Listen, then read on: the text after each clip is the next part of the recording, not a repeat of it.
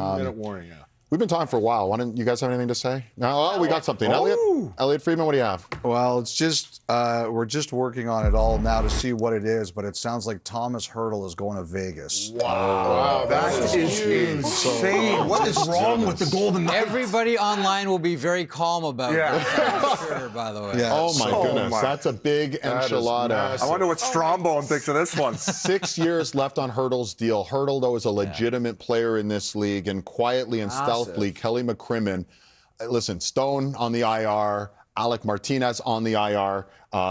What have they done? Mantha, Hanifin, and Hertl. Biz, you're dying to say something. What's up? Well, Chandler Stevenson's up for contract, so maybe this is a hedge of some sort. But like, think of how strong they are down the middle with Carlson, Chandler Stevenson, and also Jack Eichel. So like, where does he fit in as I don't know? Is he a centerman? Yeah, but he can play. Yeah, he'll play center. Give us the scouting report on That's Hertl. a lot. Hertl is a very good offensive player. He's actually pretty good two-way. He's big, he's heavy, he's got a really good shot, very, very savvy offensive. He's a stud. I mean, there's no way to hide it. He's a stud. He's a stud player. And Protects the puck really well. There's obviously got to be something very significant going back, though, right? Yeah. He needed a change. There's no question. Yeah. I covered him not long ago, and he wasn't quite the player that he should have been, and it's understandable. Good for Vegas. Finding a way to get better. If that doesn't motivate you, like if compete is kind of his issue, is kind of what we're saying gently. But you go to the Stanley Cup defending champion in Vegas, like you're going to compete, right? What is Mantha going to be there in Vegas? I'm unsure. Like, he has unlimited potential, unlimited talents, and sometimes you see it, and sometimes you're like, can I get a little bit more, a little more consistency? Because he is when I first saw him, I was like, wow, this guy is going to be great for years.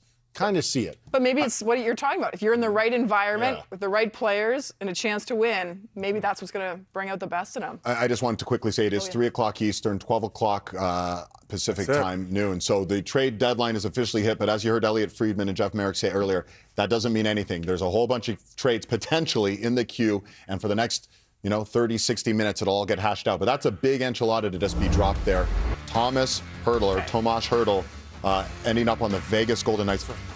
Look at this team. And it's funny, you described him as a big body, skilled. I mean, he'll fit right in because their whole team are a bunch of big body, skilled players. It's just a heavy, heavy team. Like Roy on the fourth line center, like he was a big reason why they won the Cup. And you got him playing that far down the lineup because everyone ahead of him is legit. Carlson's legit. Matteo, third line. Is it safe to say this is the most despised team right now in the NHL? Because remember that beautiful story in 2018 when they got into the league, everyone was so excited for them, and it was on the heels of that horrible tragedy that took place, and they really kind of were America's team, for lack of a better word. Why are they despised? Because they're trying to win every year. Flexing the rules. We look at it maybe through the lens of players and media, et cetera. But I'm telling you, the fan bases out there, at least on my timeline, people aren't thrilled that they're finding a way to manage the cap the way they are. That D, though. Remember we talked about the D. The D is like, we think, probably the best D in the NHL. I think New York's right there with them. And then you're that forward group, like that's nasty. Right? That is nasty. Book your flight to Vegas. I'm going to. I still want to know what's going back in return. Has that been mentioned yet? I mean, there's got to be some sort of a significant. I think it was Stone and Eichel going. Okay. Oh, okay. There you go. All right, breaking. Well, wait a minute. So we've been here for many hours. It seems like at least 5 hours, and I've heard you say Colorado's the Cup favorite. I've actually heard you say Edmonton's the Cup favorite, and now I heard you guys say book the ticket to Vegas. So I'm a turncoat, if you guys haven't noticed. I would say after that move, it'd be dumb not to pick Vegas, at least out of the West right now. They have made significant moves, and it seems like every year they're willing to push their chips in the middle to give this team an opportunity to win, and they are just stacked. They're stacked. There's no other way around. We might be staring down a rematch, Panthers versus Golden Knights. That wouldn't be shocking to anyone, I don't think. No, not at all. Not at all. But this is going to make for some great playoff action. I would say that. I'm surprised that Florida's done this well. Like, I always feel like the team that makes the Cinderella run, the next year they just fall flat. Like, everyone was playing out of their minds last year, and you're like, oh, they're not going to do that again. There's no way everyone plays out of their minds again. And now they look even better. And this is a team who's been leaking oil, too, so they're trying to solidify that, at least a wild card spot as of right now. Florida. Vegas, I'm talking Vegas. They're the second wild card in the West right now. They're leaking oil right now. As deep as that lineup is, they still have some work to do in order to get themselves in. Well, I can speak on Noah Hanifin going there. He is having his best season bar none. He did everything for the Flames. Great 5-on-5, power play, penalty kill, wherever you needed him.